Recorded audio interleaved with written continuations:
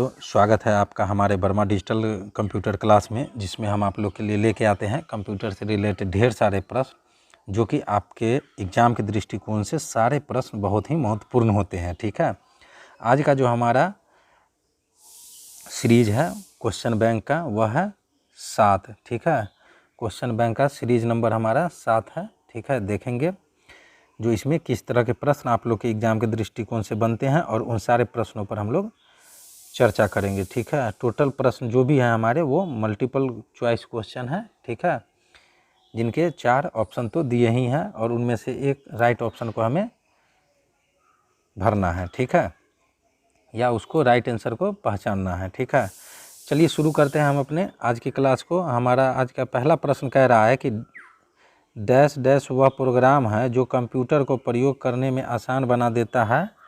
तो वह क्या है? Operating system. ठीक है, ऑपरेटिंग सिस्टम वह प्रोग्राम है जो कंप्यूटर को प्रयोग करने में आसान बना देता है। ठीक है, और यह प्रश्न हमारा आरबीआई ग्रेड बी 2013 के एग्ज़ाम में पूछा गया है। ठीक है, हमारा अगला प्रश्न कह रहा है कि कंप्यूटर सिस्टम के फंक्शन को कंट्रोल करता है और यूजर को कंप्यूटर के साथ इंटरेक्ट करने के स्रोत उपलब्ध कराता है ऑपरेटिंग सिस्टम। ठीक है, और यह प्रश्न हमारा IBPS क्लर्क मेंस 2017 के एग्ज़ाम में पूछा गया है। ठीक है, हमारा अगला प्रश्न कह रहा है कि निम्नलिखित में से कौन सॉफ्टवेयर का प्रकार है जो कंप्यूटर में होने वाली आंतरिक क्रियाओं को नियंत्रित करता है एवं कंप्यूटर के सभी भागों के कार्यों पर नियंत्रण करता है। ठीक है, तो वह है ऑपरेटिंग सिस्टम सॉफ्टवेयर। ठीक है, चलिए आगे बढ़ते हैं। हमारा अगला प्रश्न कह रहा है कि OS का प्रमुख कार्य है। तो OS का प्रमुख कार्य है प्रोसेस मैनेजमेंट, इनपुट आउटपुट युक्ति management, memory management, file management operating system का जो है मुख्य कार्य है। ठीक है, हमारा अगला प्रश्न कह रहा है कि कंप्यूटर की सेंट्रल प्रोसेसिंग यूनिट के मैनेजमेंट का कार्य कौन करता है। तो कंप्यूटर की सेंट्रल प्रोसेसिंग यूनिट के मैनेजमेंट का कार्य जो है प्रोसेसिंग मैनेजमेंट करता है। ठीक है, हमारा अगला प्रश्न कह रहा है कि निम्न में से कौन ऑपरेटिंग सिस्टम के फंक्शन है। ठीक है, तो user interface, file system manipulation और रिसोर्स एलोकेशन जो है वह ऑपरेटिंग सिस्टम के फंक्शन है। ठीक है, हमारा अगला प्रश्न कह रहा है कि डैश का उपयोग बहुत बड़ी फाइलों के लिए किया जाता है या जहां फास्ट रिस्पांस टाइम महत्वपूर्ण नहीं होता है। ठीक है, प्रेषित होने वाली फाइलें एक अवधि में एकत्रित की जाती है और फिर एक बैच के रूप में एक साथ भेजी जाती है। बैच प्रोसेसिंग कहा जाता है। ठीक है, यह प्रश्न हम भी हमारा IBPS क्लर्क मेंस 2017 के एग्ज़ाम में पूछा गया है। ठीक है, हमारा अगला प्रश्न कह रहा है कि निम्न में से कौन सा सिस्टम डिकोडेड PC का फंक्शन है। ठीक है, तो सिंगल यूजर के लिए जो है सिस्टम कोडेड PC का फंक्शन है। ठीक है, यह प्रश्न भी हमारा IBPS क्लर्क मेंस 2017 के एग्ज़ाम में पूछा गया है। हमारा अगला प्रश्न कह रहा है कि अनेक प्रोसेसरों द्वारा की जाने वाली 2 या अधिक प्रोग्रामों की लगातार प्रोसेसिंग मल्टी प्रोसेसिंग कहलाती है। ठीक है, और यह प्रश्न हमारा IBPS PO 2013 के एग्ज़ाम में पूछा गया है। ठीक है, हमारा अगला प्रश्न कह रहा है कि एक समय में एक साथ एक से ज़्यादा कार्य करने वाली कंप्यूटर तकनीक को क्या कहते हैं? मल्टीटास्किंग कहते हैं। ठीक है, हमारा अगला प्रश्न कह रहा है कि एक ऑपरेटिंग सिस्टम मल्टीटास्किंग कर सकता है का अर्थ है ऑपरेटिंग सिस्टम काम को कई CPUs के बीच विभाजित कर दे सकता है, बहुत से प्रोग्राम साथ साथ ऑपरेट किए जा सकते हैं और बहुत से लोग साथ साथ कंप्यूटर का उपयोग कर सकते हैं। ठीक है, और यह प्रश्न हमारा IBPS 2013 के एग्ज़ाम में पूछा गया है। ठीक है, चलिए आगे बढ़ते हैं। हमारा अगला प्रश्न कह रहा है कि जब बहुत से कार्य कंप्यूटर में एक साथ प्रतीत होते हैं तो उसे टाइम शेयरिंग कहते हैं। ठीक है, हमारा अगला प्रश्न कह रहा है कि टाइम शेयरिंग सर्वाधिक उपयुक्त है। तो टाइम शेयरिंग जो है वह आसान व छोटे कार्यों के लिए सर्वाधिक उपयुक्त है। ठीक है, हमारा अगला प्रश्न कह रहा है कि टाइम शेयरिंग सिस्टम के विषय में कौन सी बात सत्य है। तो टाइम शेयरिंग सिस्टम के विषय में जो है प्रत्येक कार्य को समान टाइम स्लॉट दिया जाता है, वो सत्य है। ठीक है, हमारा अगला प्रश्न कह रहा है कि किस ऑपरेटिंग सिस्टम की सहायता से एक साथ कई उपयोगकर्ता कंप्यूटर ऑपरेट कर सकते हैं। तो वह है टाइम शेयरिंग। ठीक है, हमारा अगला प्रश्न कह रहा है कि कंप्यूटर के संसाधनों का सर्वाधिक उपयुक्त प्रयोग किससे होता है? तो टाइम शेयरिंग ओएस में, ठीक है। हमारा अगला प्रश्न कह रहा है कि उपग्रहों के संचालन में प्राय किस प्रकार के ऑपरेटिंग सिस्टम का प्रयोग किया जाता है? तो रियल टाइम ऑपरेटिंग सिस्टम का प्रयोग किया जाता है, ठीक है। हमारा अगला प्रश्न कह रहा है कि यूजर और ऑपरेटिंग सिस्टम के मध्य होने वाले इंटरेक्शन के तरीके को निम्न में से कौन कंट्रोल करता है? तो वह यूजर इंटरफेस कंट्रोल करता है, ठीक है। हमारा अगला प्रश्न कह रहा है कि निम्न में से किसको ऐसे साधन की संज्ञा दी जाती है जिसके द्वारा एक ऑपरेटिंग सिस्टम या कोई अन्य प्रोग्राम प्रयोगकर्ता को प्रभावित करता है? तो वह है यूजर इंटरफेस, ठीक है। और यह प्रश्न हमारा SBI PO 2014 के एग्ज़ाम में पूछा गया है।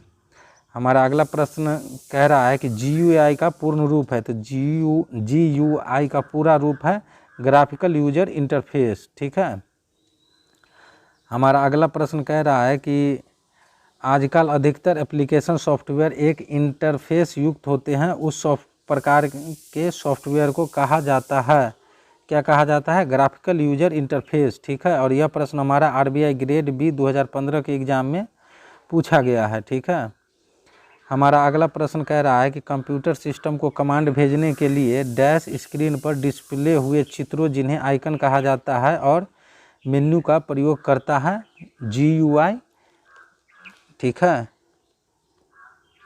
रहता है।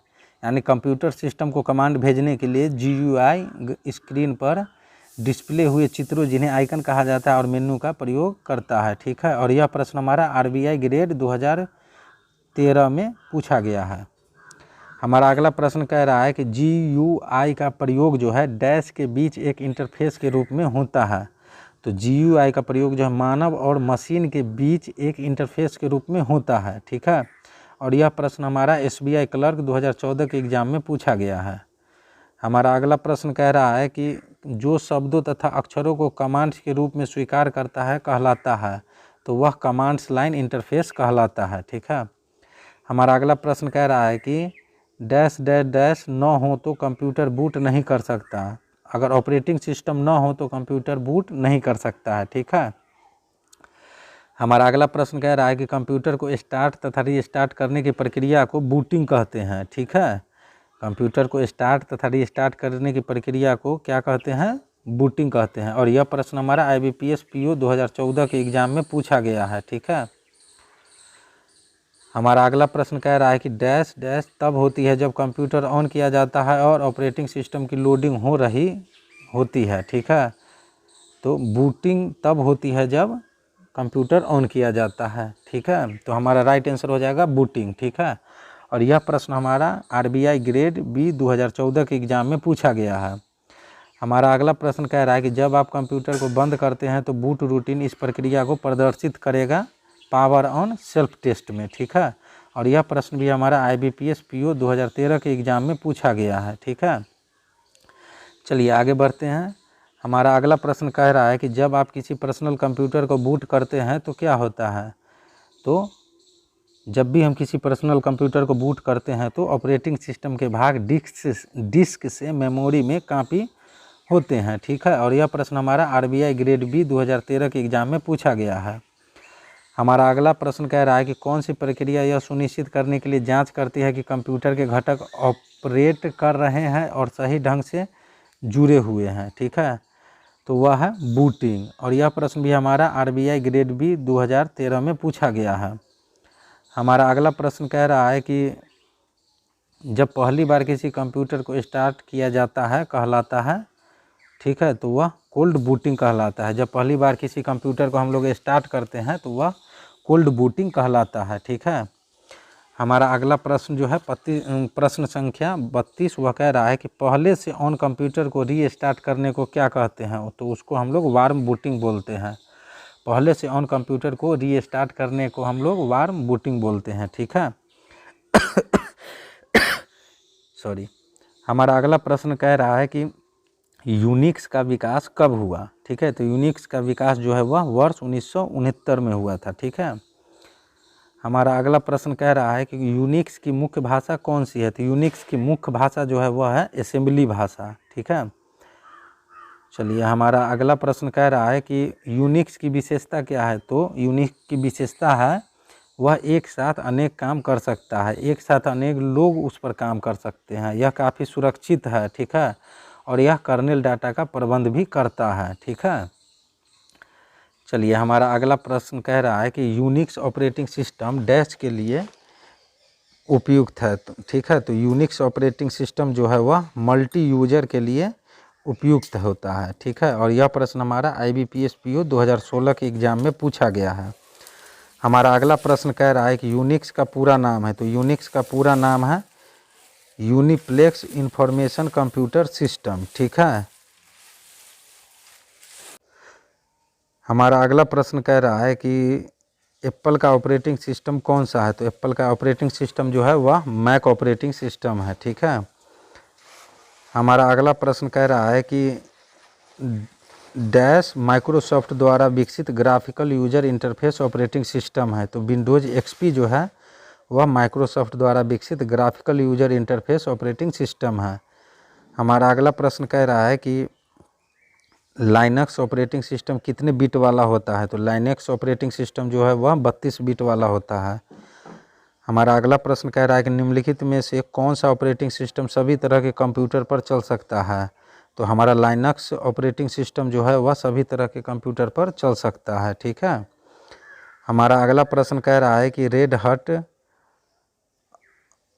ठीक है, क्रोमियम इत्यादि किसके उदाहरण हैं। तो यह सभी जो है वह लाइनक्स आधारित ऑपरेटिंग सिस्टम के उदाहरण हैं, ठीक है। हमारा अगला प्रश्न कह रहा है कि निम्नलिखित में किस ऑपरेटिंग सिस्टम में बिल्ट इन नेटवर्क क्षमता होती है। तो लाइनक्स में जो है ऑपरेटिंग सिस्टम में बिल्ट इन नेटवर्किंग की क्षमता होती है, ठीक है। निम्न में से किस सॉफ्टवेयर का सोर्स कोड बहुत कम धनराशि में सभी के लिए उपलब्ध होता है। तो वह है ओपन सोर्स सॉफ्टवेयर। हमारा अगला प्रश्न कह रहा है कि ऑपरेटिंग सिस्टम का वह कौन सा भाग है जो CPU में होने वाले कार्यों को निर्देशित करता है, कर्नेल कहलाता है, ठीक है। हमारा अगला प्रश्न कह रहा है कि पर्सनल कंप्यूटर के लिए निम्न में से कौन सा विंडोज़ ऑपरेटिंग सिस्टम सॉफ्टवेयर का एक वर्जन नहीं है। तो वह है लाइनक्स, ठीक है। और यह प्रश्न हमारा IBPS PO 2015 के एग्ज़ाम में पूछा गया है, ठीक है। हमारा अगला प्रश्न कह रहा है कि विंडोज़ ऑपरेटिंग सिस्टम किस संस्था का है। तो विंडोज़ ऑपरेटिंग सिस्टम जो है वह माइक्रोसॉफ्ट संस्था का है, ठीक है।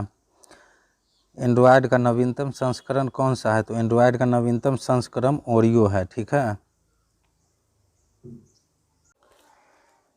हमारा अगला प्रश्न कह रहा है कि एंड्रॉयड का नवीनतम संस्करण कौन सा है। तो एंड्रॉयड का जो नवीनतम संस्करण है वह है ओरियो, ठीक है। हमारा अगला प्रश्न कह रहा है कि गूगल द्वारा प्रस्तुत मोबाइल ऑपरेटिंग सिस्टम कौन सा है। तो गूगल द्वारा प्रस्तुत मोबाइल ऑपरेटिंग सिस्टम वह एंड्रॉयड है, ठीक है। iOS का नवीनतम संस्करण कौन सा है। तो iOS का नवीनतम संस्करण जो है वह है 11.3, ठीक है। iOS 11.3 है, ठीक है। हमारा अगला प्रश्न कह रहा है कि हैंड हेल्ड ऑपरेटिंग सिस्टम का प्रयोग निम्न में से कौन करता है। तो वह PDA करता है, ठीक है।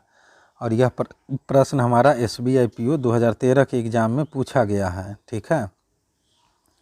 हमारा अगला प्रश्न कह रहा है कि DOS का पूरा नाम क्या है। DOS का पूरा नाम है डिस्क ऑपरेटिंग सिस्टम, ठीक है। हमारा अगला प्रश्न कह रहा है कि MS-DOS एक डैश ऑपरेटिंग सिस्टम है। तो MS-DOS एक command line interface operating system है। और यह प्रश्न हमारा SBI PO 2014 के एग्ज़ाम में पूछा गया है, ठीक है।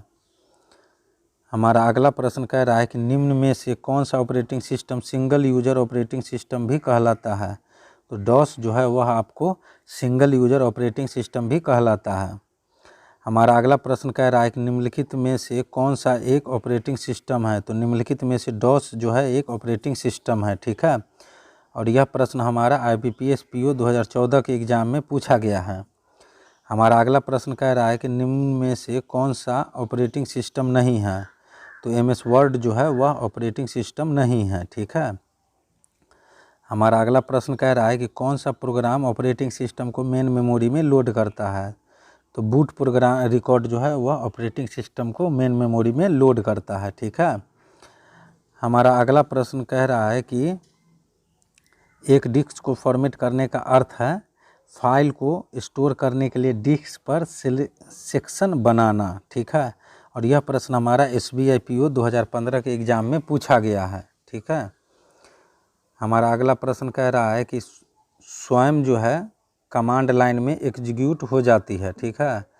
तो स्वयं कमांड लाइन में एग्जीक्यूट होता है वह है ऑटो exec.bat। ठीक है। हमारा अगला प्रश्न कह रहा है कि एक्सेस टाइम क्या है। तो एक्सेस टाइम जो है निर्देश देने के बाद से लेकर निर्देश के पूरा होने के बीच का समय जो है वह एक्सेस टाइम कहलाता है। ठीक है। हमारा अगला प्रश्न कह रहा है कि .com किस फाइल का एक्सटेंशन है। तो .com जो है वह कमांड फाइल का एक्सटेंशन है। ठीक है। हमारा अगला प्रश्न कह रहा है कि निम्न में से कौन सा फाइल एक्सटेंशन DOS में प्रयुक्त नहीं होता है। ठीक है। तो हमारा .o फाइल जो है वह फाइल एक्सटेंशन .DOS में प्रयुक्त नहीं होता है। ठीक है। हमारा अगला प्रश्न कह रहा है कि .prg एक्सटेंशन प्रयोग होता है। तो .prg जो है वह प्रोग्राम फाइल में एक्सटेंशन का यूज होता है। ठीक है। हमारा अगला प्रश्न कह रहा है कि कौन सी कमांड स्वयं मुख्य मेमोरी में लोड हो जाती है। तो हमारा इंटरनल कमांड जो है वह स्वयं मुख्य मेमोरी में लोड हो जाता है। ठीक है। हमारा अगला प्रश्न कह रहा है कि एक डिस्क की मुख्य डायरेक्टरी को डैश कहते हैं। तो एक डिस्क की मुख्य डायरेक्टरी को रूट डायरेक्टरी कहते हैं। ठीक है। और यह प्रश्न हमारा IBPS PO 2015 में पूछा गया है। ठीक है।